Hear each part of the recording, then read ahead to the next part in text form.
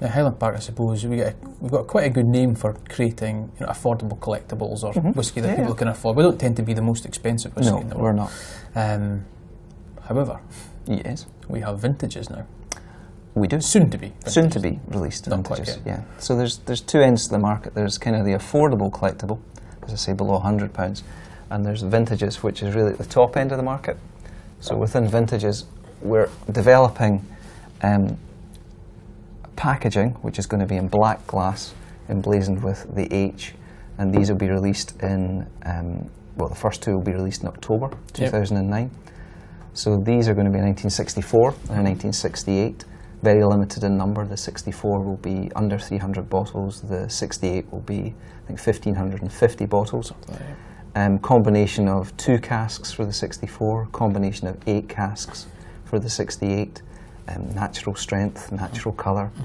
And for me, the challenge here was to create something that was suitably different, if you like, from the core pack. It still has the same shape and feel and look, but is stepping up a little bit.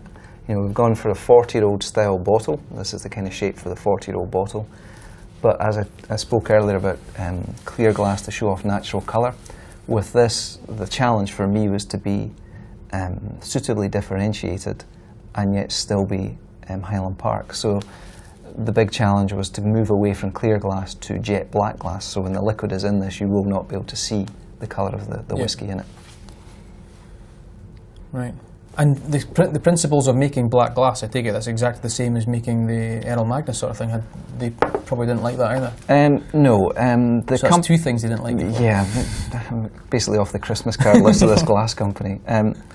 Effectively, as most people who go into supermarkets or go into any bottle shop will see, 99% of the glass on shelf is clear glass.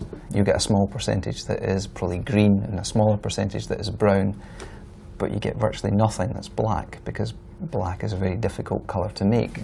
And you either get it right or you don't. Now, this bottle manufacturer based down in England do 1 day's production of black glass every year. The demand is so low, they only do 1 day out of every 365, and we went in for that day.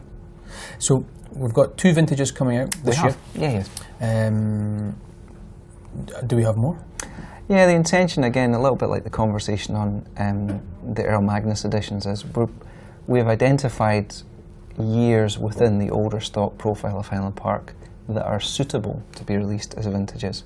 So the intention at the moment is 2 this year, 2 next year, 2 the following year, then we'll assess it. But ideally I'd like to get up to maybe 9, 10, maybe 11, 12 different vintages from the 60s, the 70s, the 80s, and maybe into the 90s. We'll see where we get to. But certainly the 60s, 70s and 80s.